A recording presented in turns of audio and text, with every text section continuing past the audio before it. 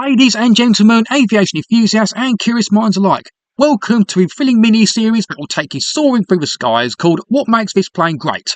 In this episode, we're going to be talking about one of the longest serving American aircraft, the Douglas A-26 or B-26 Invader. So what makes this twin-engine attack bomber great? Well, the A-26 Invader really was a well-armed aircraft. It had up to 850 caliber machine guns in just the nose alone. Some even had cannon firing out the nose.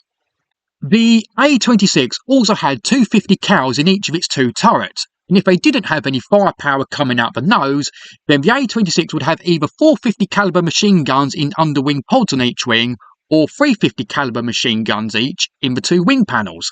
It could also carry 4,000 pounds of bombs in its bomb bay, plus an extra couple £1,000 could be carried on external underwing hardpoints. All they would have 5 10.5-inch rockets on each wing, so the A-26 Invader would prove to be deadly as both a ground attack aircraft and as a bomber.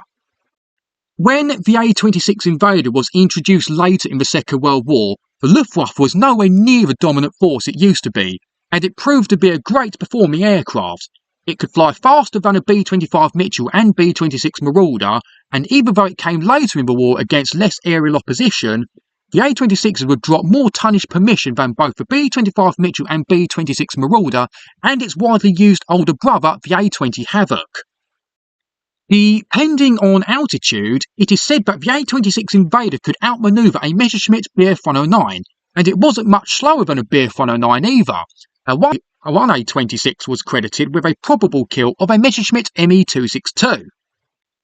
Another great thing about the A-26 B-26 Invader was not only was it the last propeller-driven twin-engine bomber to be produced for the US Air Force, it was also the only American bomber to fly in 3 different major wars.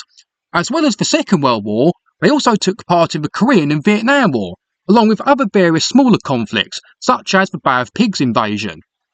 The Korean War was the last major campaign where the B-26 Invader would be used as a bomber, and they would take part in the earliest and last bombing missions of the Korean War.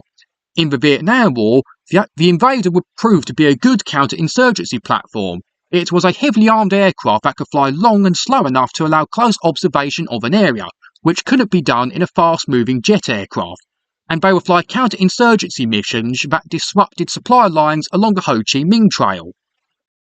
The last great thing I'll mention about the A-26 B-26 Invader was that it would be used by multiple air forces throughout its long service life, like the French, Indonesian and Portuguese air forces, and even by the CIA.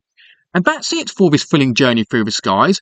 If you haven't already, make sure to subscribe to this channel and hit that notification bell so you can stay up to date with my aviation content, etc. Check out the 2 videos at the end, all my CD reviews or even the playlist I've created. Cheers.